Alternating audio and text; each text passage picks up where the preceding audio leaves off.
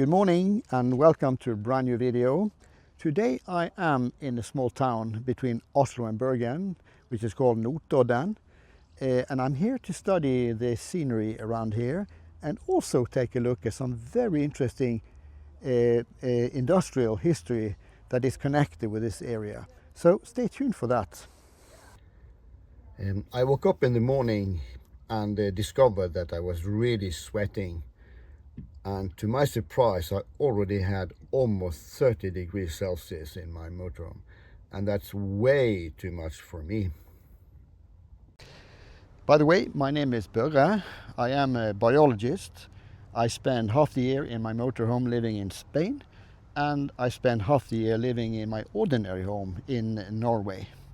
On this channel, I will take you with me on smaller or longer journeys or hikes. And I will always try to focus on interesting things to see in nature. As you can see, people are really enjoying staying at this motorhome parking because there is a closeness to nature, and you can also enjoy the solitude if you want to stay by yourself. Well, today I'm staying on a mobile parking place here where you can stay for a night or two or three if you want to. It is on an old industrial area, and I think they have space here for almost 100 motorhomes or vans. As you can see, even early in the morning there are already a lot of motorhomes that have settled, and people are enjoying the hot and beautiful weather.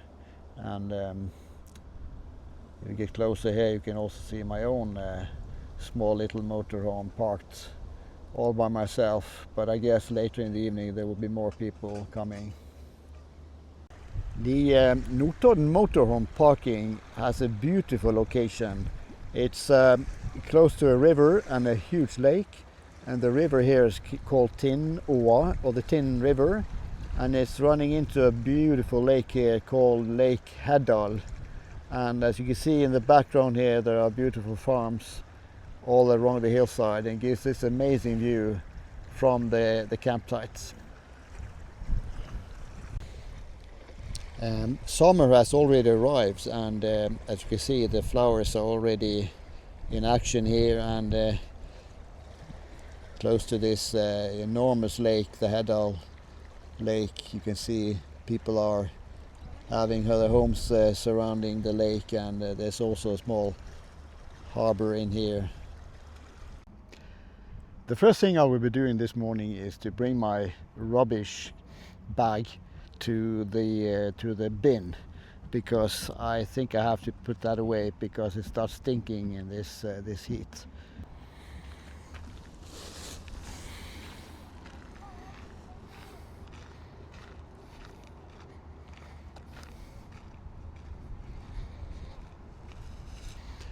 So, how much does it cost to stay at one of these motorhome parking places here in Norway? Well, the price might vary a lot, but at this particular place here at Notodden, it costs 215 kroner per night, which is around 20 euros per night. So it's quite cheap, and you have also electricity included, and you can use as much electricity as you need to. And close by there's also a place where you can dispose of your grey water and also the black water tank. Well, closing up to the bin here, and I will dispose of this rubbish bag, and it's a good thing to get rid of it, because in the heat it starts stinking so much. So that's my first thing to do today. The motorhome parking here at Notodden is placed very, very close to the city center, and as this poster tells you, that it's only 3 minutes to walk. And you can see also here that the motorhomes are parked in a long row here, and they have space here for between 80 and 100 different motorhomes, I think. Well, let's take a look at how you register and pay at one of these motorhome locations in Norway. And as you can see here, there is a an automat where you can pay, and you just push the number of day, 1 day, 2 days, or 3 days, and then you pay by using your credit card or a debit card here. So it's quite simple. You get a receipt, and you put that receipt in the window of your car.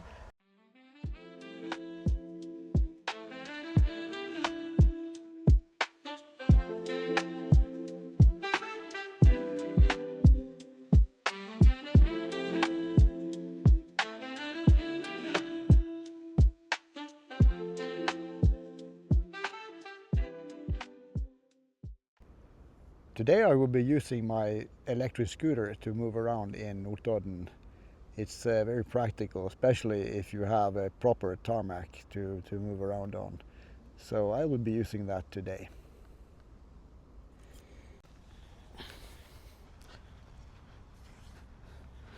It's very important to use a helmet when you are traveling on an electric scooter, because the result might be disastrous if you fall, and you might get severe damages. So it's important to be well protected when you move around on one of these vehicles.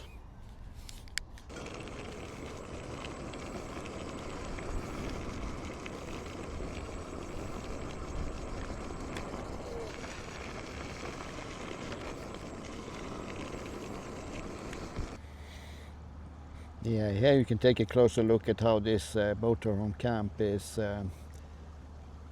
placed just close to this river, the Tin Oar, which runs straight into the huge Hedalsvatn, the huge lake that you can see here behind the motorhome parking. So it's a very, very nice location to stay. Oh my goodness, what do I have behind me here? It is a really weird looking sculpture. It looks like a tree from a distant planet. It is called tre in Norwegian, it means tree in English, and it was erected in 2022. It's made by an artist called Erik Pirolt, and this was made of steel and is polished and has this beautiful color and almost extraterrestrial look. Part of this structure even pops up, you know, from the ground, and it looks like it has a root system.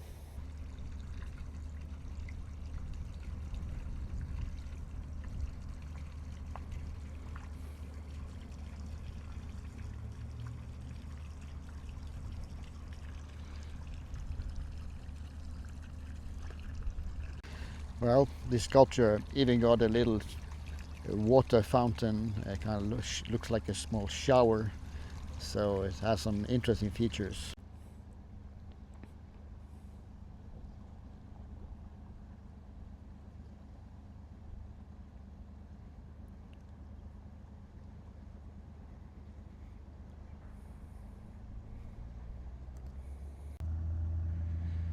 You can see how the monument goes around 10 meters up into the sky, and it's so polished and so beautiful, and it's really a remarkable piece of art that we are seeing here at Notodden. Yeah. These structures are the remaining cranes where they were transporting the raw materials to the factories around here, and also the products that they made. And mostly, since they have such an abundant energy source available in the hydroelectric power plants, they could make iron from ferrosilicon and smelt it in huge pots here. And at that time, iron was very, very attractive product on the world market. I really enjoy driving around on my little electric scooter, because it gives me this sense of freedom, and I have this option that I can move around very quickly from place to place, and it takes a very short time to move around and come to the places I want to take a closer look at. This monument is put up in memory of all these hard-working people that were living during this industrial age, and some of them had low wages and lived very hard life. This monument is called Samhold in Norwegian, and it means unity in English. In the early 1980s, the industrial development of this area subsided, and many people lost their jobs, and Notodden had to find another way to survive, another way to be active or attractive. And then in 1988 they founded the Notodden Blues Festival, which has become one of the biggest blues festivals in Northern Europe. And it was founded in 1988 and has been dozens of artists from the state of Mississippi, as I said, included B.B. King, Otis Rush, Bo Diddley, Pinetop Perkins, James Cotton, Bobby Rush, and so on. And as I said, here in 1996, Notodden and Clarksdale, Mississippi became sister cities, and cultural exchanges have included performances by Norwegian artists at Clarksdale annual Sunflower River Blues and Gospel Festival. So there's a close cooperation here between the US and Notodden. In a good Hollywood style, they have also put down different tiles here with all the stars from the artists that have been performing here at Notodden Blues Festival, and some of them are unknown for us ordinary people, but I guess those who know the blues artists, they will recognize some of the names here, I guess. And it's really nice that they commemorate those most famous artists in this way.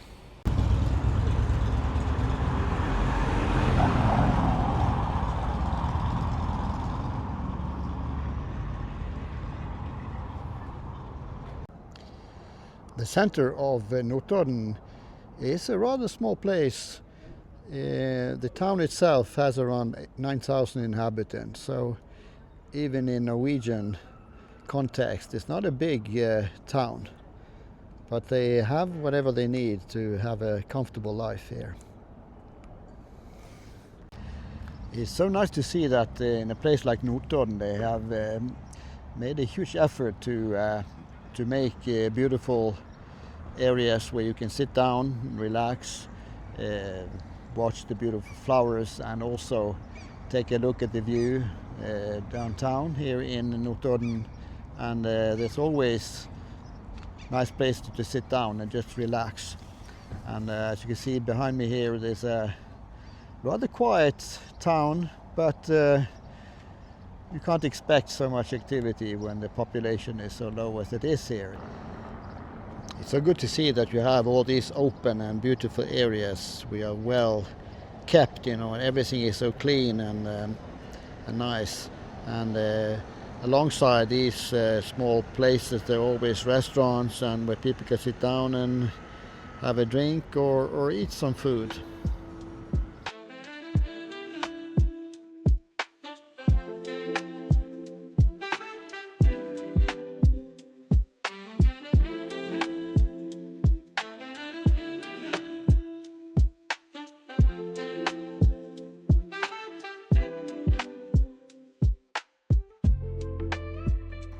Well, can you imagine living in such a place? It's you really become a little bit envious when you see that people are living in such beautiful surroundings here, with the river floating close by, and there's a beautiful town not far away, and they got everything they need here, and I think people are living good lives up here in these Norwegian small towns. This area along the river side here seems to be a very popular hiking site, and if you have a bike or just walking around, it is so nice to go around here, and you have this beautiful scenery that you can enjoy when you are hiking.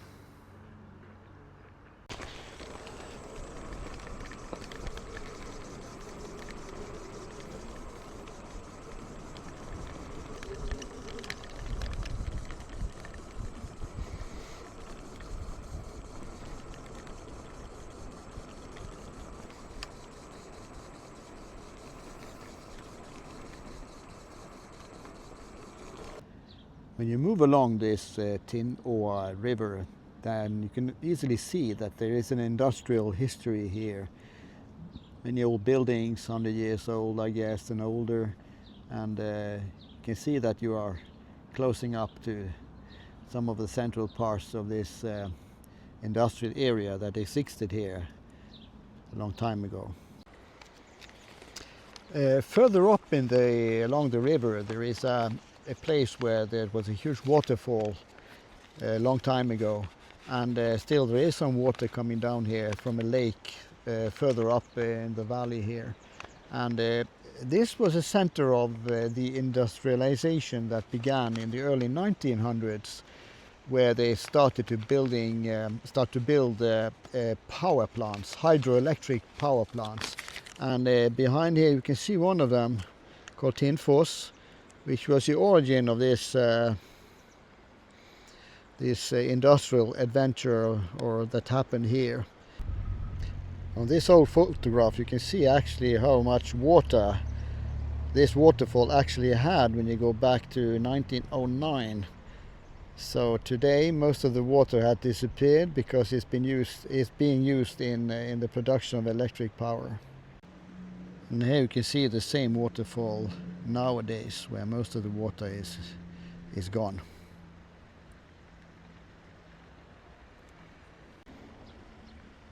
This picture is taken in 1900 when they constructed the pipeline that led the water down to the power station. So there were huge construction work going on as early as 1900.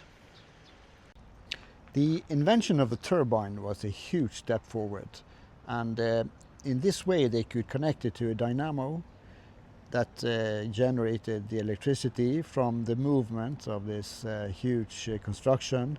So these were spinning around, driven by the waterfall and the force of the water, and made the energy very accessible. And this made it like a revolution, and they suddenly started to produce a lot of cheap energy without too much investments. So finally, what is the significance that they were able to produce all this cheap energy from hydroelectric power plants in the early 1900s? Well, the main thing is they got very cheap energy, and it's very available energy, and it could be used to do processes they were not able to do before because they were too energy demanding. For instance, they could smelt different minerals and produce iron. That was very attractive in the market, and later on they've also made aluminium with the same process, I would say. And also later on they were also able to split up the nitrogen molecules in the air by making a light arc or a light bow, which is a kind of a copy of the lightning that you see in nature.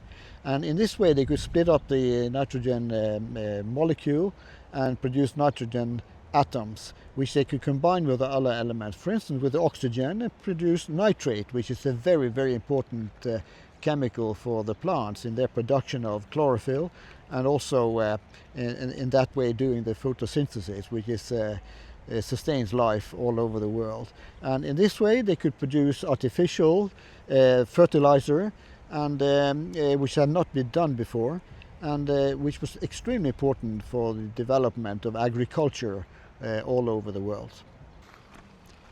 Well, this is the end of this little video, but I've been traveling around in the Notodden area. I've been studying the hydroelectric power plant here. You can see an exhibition behind me here with pictures from 100 years ago, and also seeing some interesting and beautiful sceneries around here.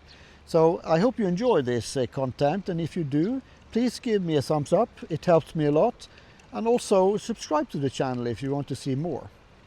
In the meantime, I hope that you have a beautiful day and a beautiful evening, whatever you have or where you are. And remember to be active in nature, and don't forget to stay curious.